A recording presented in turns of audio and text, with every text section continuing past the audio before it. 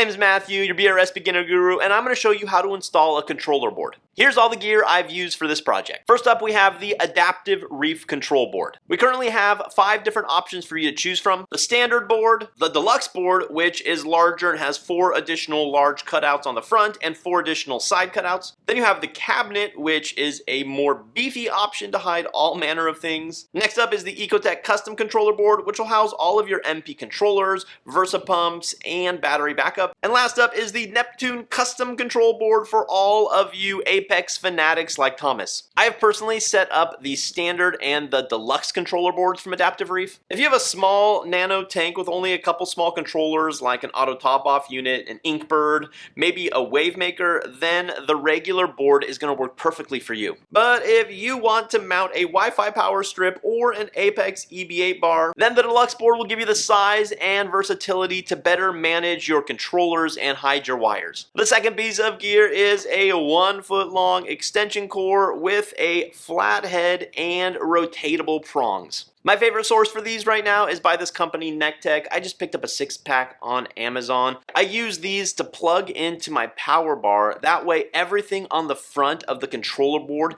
has a uniform look. Whatever brand you get, just make sure that it's long enough. I think 1 foot is perfect for this application, and definitely splurge to get the rotatable prongs because they will make organization so much easier. Moving on to Velcro cable ties. I use the standard black zip ties for years, but then every time I needed to move a wire, I had to cut and discard the cable tie. The Velcro option is just so much better. It's reusable and there are no sharp edges that you can possibly cut yourself on like the standard zip ties. But the fourth piece of gear is, you guessed it, traditional cable ties. The inside of the controller board has pre-drilled holes that are the perfect size for traditional zip ties. The zip ties can be threaded through the holes and around a power brick to secure it into place. And when a zip tie is combined with item number 5 on our list, a cable tie mount, then you can place these anywhere inside your controller board to hide other power bricks or bundles of wires. Item number 6 on the list is Velcro, or as I've come to learn, known as hook and loop tape when not using its brand name Velcro. I just pick up these 2-inch rolls that are 25 feet long.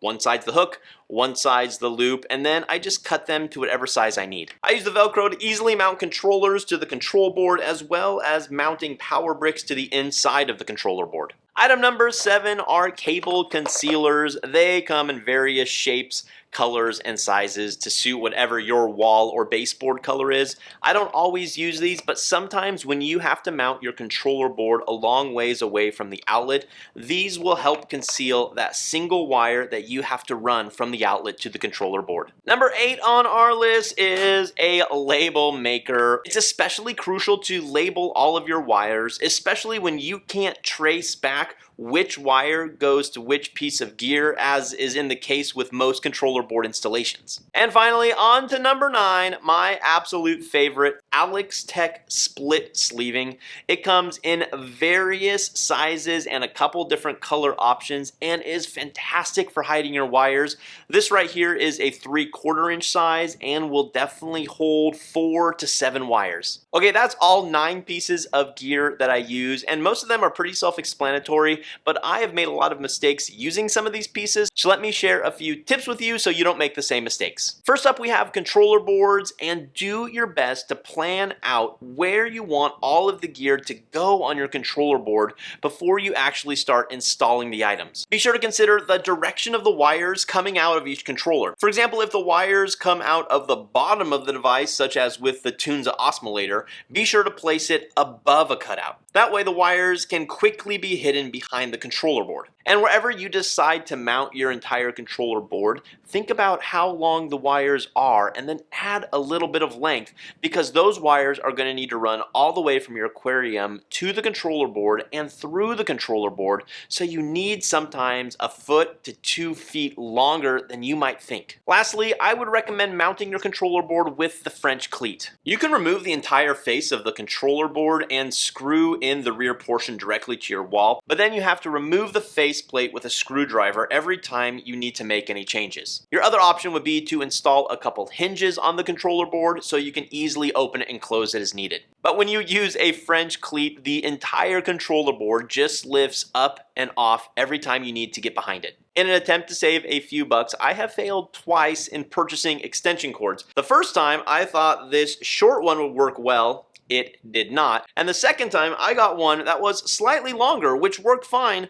but the head of it didn't rotate. And the problem with that is I couldn't organize the wires how I wanted to. So do yourself a favor, like I already said, and get one with the rotatable prongs because things will look so much better. You might be wondering how I use these extension cords. Well, usually I mount my Wi-Fi controller, EB8 bar, whatever you have, to the front of the controller board, and then you have to plug in all of the separate controllers. Well, many of those controllers have really bulky plugs or oftentimes different colors, so what I like to do is I like to use this end and plug in the individual controllers behind the control board. Then I thread this end through and attach it to my Wi-Fi strip.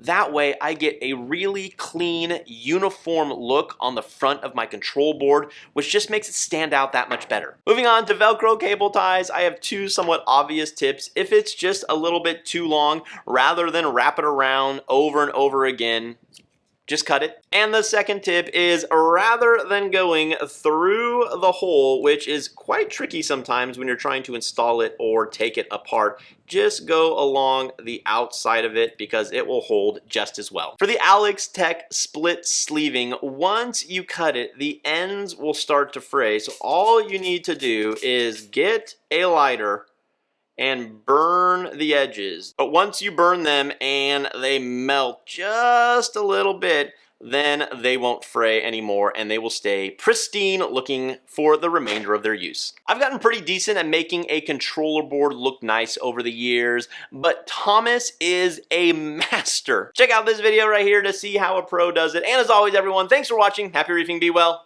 We'll see you next time.